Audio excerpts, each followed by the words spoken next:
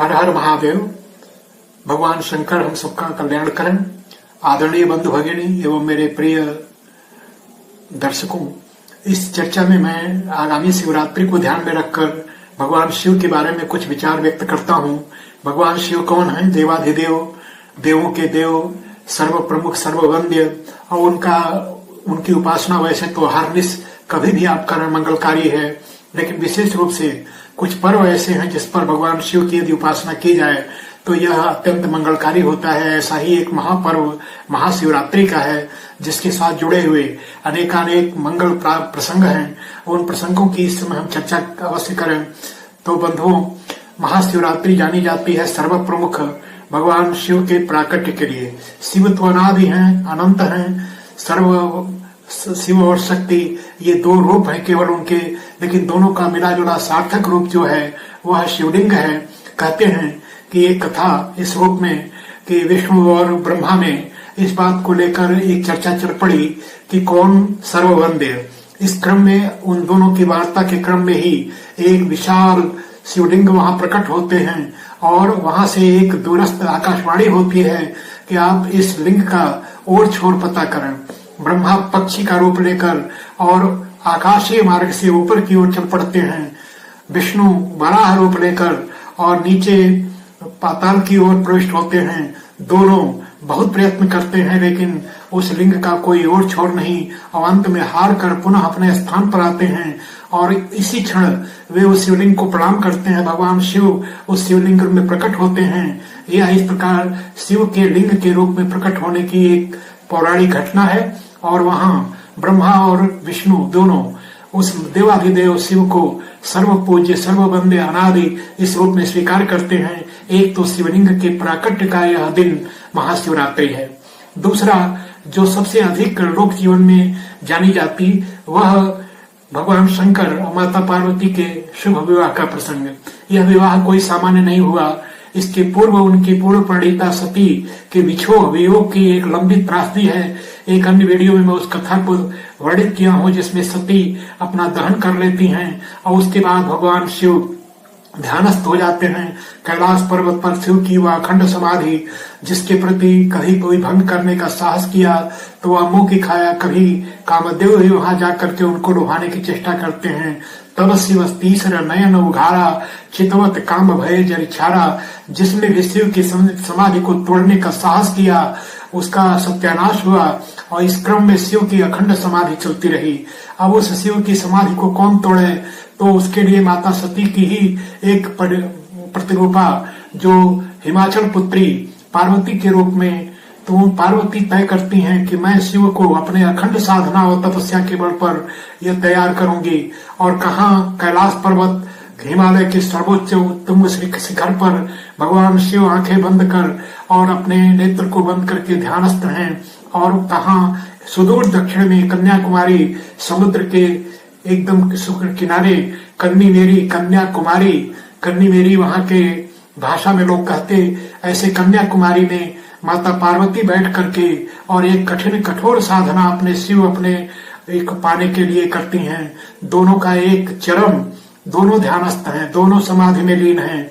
और अंत में भगवान शिव को माता सती पार्वती के इस तपस्या से प्रभावित होना पड़ा। एक विवाह के प्रस्ताव को वे स्वीकार करते हैं। और फिर तो क्या मंगलकारी रूप था। दुनिया में विवाह की चर्चा हो, कैसा भी विवाह का स्वरूप हो, शिव की बारात और शिव की विवाह की चर्चा न हो।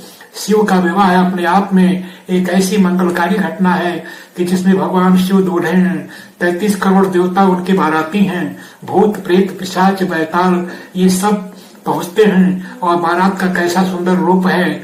भोजन के लिए सबको जिमने के लिए परोसा जाता, वितरण करने वाले परेशान कि ये सबको उनके वांछित आवश्यकता के अनुसार भोजन दिया जाए। किसी का मुंह किसी प्राणी का है, किसी का मुंह किसी प्राणी का है। को मुखहीन विपुल मुख को, किसी के मुंह ही नहीं है और किसी के अनेक मुंह हैं। तो जिसके मुंह नहीं है वो खाएंगे कि नहीं खाएंगे ये चिंता, जिसके अनेक मुख हैं वो कितना खाएंगे ये चिंता। और ऐसी एक अजीब सी दृष्टि पड़ती है। दूल्हे शिव को परछने के लिए माता मैना और अन्य जब लोग वहां पहुंचते हैं तो उनके गले में जो सर्प है वो फुफकार मारता है, लोग डर जाते हैं। माता मैना तो अत्यंत दुखी होकर प्रभावित होती हैं, लेकिन ये सब तो लीला मात्र है। विवाह के प्रसंग पर भी शिव का वह रूप अत्यंत मंगलकारी है और अंत में पार्वती उनके सबके मन के भ्रम को दूर करती हैं और यह कि शिव से अच्छा उनके लिए कोई वर नहीं हो सकता और इस रूप में वो शिव का वर्ण करती हैं। ये शिव और शक्ति के मिलन का, ये सुंदर प्राकट्य का यह दिवस, सुंदर विवाह का यह मिलन का दिवस, ऐसे महाशिवरात्रि शिव के विवाह और शिव के आदर्श जोड़ी की जितनी चर्चा की जाए कम है। इसके साथ एक और मंगलीय प्रसंग होता कि एक अमृत की प्राप्ति के लिए समुद्र का मंथन होता है। समुद्र के मंथन में एक के बाद एक अनेक रत्न निकलते हैं। 14 रत्नों के निकलने की चर्चा की जाती है। श्री मणि, रंभा, वारुणी, अमीय, शंख, गजराज, ऐसे करते हुए एक दोहे में 14 रत्नों की चर्चा की गई। माता लक्ष्मी निकलती हैं, धन्वंतर निकलते हैं। ऐसे श्री मणि, रंभा, वारुणी, अमीय, शंख, गजराज, कल्पद्रुम, शशि, धेनुधन, ऐसे कुल मिलाकर 14 रत्नों की एक के बाद एक निकलती है। लेकिन अमृत से ठीक पहले हलाहल विष, कालकूट विष ऐसा गरल कि जिसके प्राकट होते ही त्राहि त्राहि मच गई। सब उसकी तपन से आकुल व्याकुल होने लगे। अब इस विष का क्या हो, तो उस विष को कौन धारण करे, धरती धारण करे, तो उनके में वे सामर्थ्य नहीं। अंत में सबने भगवान शिव की उपासना किया, तपस्या किया और सबके इन कष्ट को दूर करने के लिए भगवान शिव ने उस हलाहल को लेकर विष को पान किया। लेकिन वे उस विष के प्रभाव को जानते थे, अपने गले तक उसको रखा और गले में रखने के कारण उनका गला नीला पड़ गया। कंठ नील, नीलकंठ उनका नाम पड़ा। कहते हैं उनके प्रतिरूप पक्षी भी नीलकंठ होता है, जिसका दर्शन विजयादशमी के दिन अत्यंत शुभकारी माना जाता। ऐसे कालकोट विष के धारण करने के कारण भगवान शिव का यह कंठ नीला पड़ गया। लेकिन जो विष को धारण करके और देवों के देव महादेव बने, ऐसे उस घटना का साक्षी उस समुद्र के उस तमाम प्राणी भी कुछ विष को ग्रहण किए जो शिव के कृपा पात्र बने। कहते हैं कि वो सांप हो, बिच्छू हो, जितने विष पाई ऐसे प्राणी हैं, वे सब भी थोड़ा थोड़ा जहर उस समय पान किए थे और इसी कारण वे शिव को अत्यंत प्रिय हैं। सर्प को तो वे गले में लपेटे रहते हैं और इस प्रकार सर्प जिस भुजंग को जिसको देखकर लोग डर जाते, वह उनका सबसे प्रिय साचर है। ऐसे भगवान शंकर ऐसा कालकूट के पीने के कारण उनका देवाधिदेव रूप। कहते हैं कि चंद्रमा के साथ जुड़ा एक प्रसंग है। दक्ष प्रजापति जो शिव की पूर्व पत्नी सती के पिता हैं, उनकी 27 पुत्रियां चंद्रमा के साथ ब्याही गईं। उसमें से रोहिणी को चंद्रमा अत्यंत प्रेम करते। रोहिणी के उस प्रेम के कारण चंद्रमा उस कारण से बाकी के लिए एक ईर्ष्या का विषय बने। सबने अपने पिता दक्ष प्रजापति को यह शिकायत की कि रोहिणी के अतिरिक्त वे किसी को नहीं चाहते, हम सबकी उपेक्षा होती है। और तब दक्ष प्रजापति एक पिता के नाते क्रोध करते हुए और सती को जिस प्रकार से अपनी पुत्री सती को एक अग्निकुंड में भस्म होने के लिए विवश किए, वैसे ही चंद्रमा को दक्ष प्रजापति श्राप देते हैं कि आज से आपकी संपूर्ण कलाएं नष्ट हो जाएंगी। इस प्रकार चंद्रमा चिंतित होते हैं कि कलाओं के कारण ही उन्हें जाना जाता, जो प्रकाश जो एक पुंज उनके पास है उसके कारण उनकी प्रसिद्ध रही, और यदि वह कला ही नहीं रही तो फिर ये चंद्रमा का अस्तित्व कौन होगा। तब उनके महत्व को और प्रतिपादित करने के लिए भगवान शिव ने कहा कि मैं आपको ऐसा स्थान देता हूँ कि जिसके बाद आप से बड़ा कोई नहीं होगा। उन्होंने चंद्रमा को अपने मस्तक पर धारण किया और इस प्रकार चंद्रमा भगवान शिव के ये ललाट पर सदैव वास करते हैं। इस कारण जो शिव के ललाट का स्थान पाए उसका स्थान तो सर्वोच्च हुआ ही। एक और प्रसंग कि माता गंगा शिव के जटाओं से जो निश्चित होकर के यद्यपि मकर संक्रांति के आसपास निश्चित हुई थी, लेकिन भगवान शिव ने उसको धारण कर क्षीणकाय धारा के रूप में यह गंगा को प्रकट किया था। गंगा के रूप को अपने भीतर समाने का, एक गंगा को सम्मान देने का यह कार्य शिव ने किया था। तो इस प्रकार शिवरात्रि का प्रसंग ऐसे 400 घटनाओं के लिए अत्यंत महत्वपूर्ण है, जिसमें मैं 3-4 की मान्यता आपके सम्मुख रखता हूँ। पहला, भगवान शिव का लिंग के रूप में प्रकट होना। दूसरा, माता पार्वती और शिव का मिलन, शिव का यह विवाह, यह दूसरा प्रसंग। तीसरा, चंद्रमा को अपने मस्तक पर धारण करना। चौथा, विष को पान करना।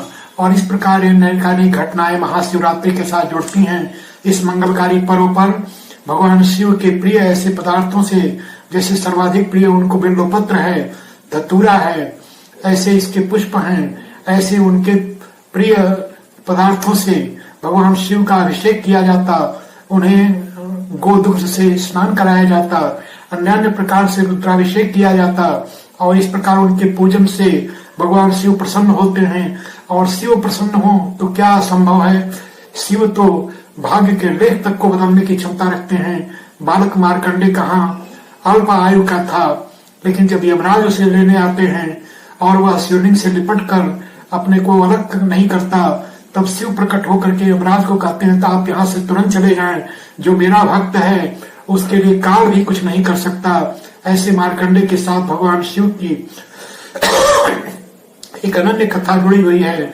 और कहते हैं कि यह जो महामृत्युंजय मंत्र है, त्रयंबकम यजामहे सुगंधिम पुष्पिम पुष्टिवर्धनम उर्वारुकमिव वंदनात्, तो ये मंत्र पूरा जो महामृत्युंजय मंत्र, अनेक प्रयोगों से महामृत्युंजय मंत्र का जाप किया जाता, उस मंत्र के कारण से मार्कंडे को अमरत्व की प्राप्ति हुई।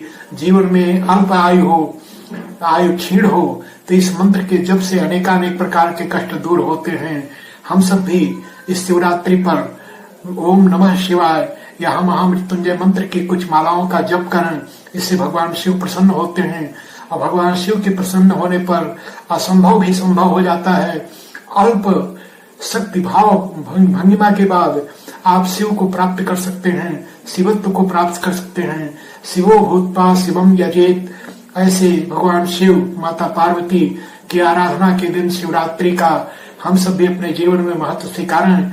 इस पर्व पर व्रत रहकर और शिव के प्रिय ऐसे पदार्थों से उनका अभिषेक कर, पूजन कर शिव को प्रसन्न रखें। उस रात्रि पूरी रात निशा जागरण का महात्मा है, पूरी रात जग कर और शिव की आराधना करें। यदि ऐसा करेंगे और शिव और माता पार्वती को प्रसन्न करेंगे तो जीवन में किसी भी प्रकार का दुख, किसी भी प्रकार की व्याधि नहीं आएगी। अंत में हम भगवान शिव, माता पार्वती के प्रति नमन करते हुए और आप सबसे आग्रह करते हुए कि इस वीडियो को लाइक कर, चैनल को सब्सक्राइब कर और अपनी स्नेह दृष्टि सदा बनाए रखें। माता पार्वती और शिव हमारा कल्याण करें। ओम नमः शिवाय।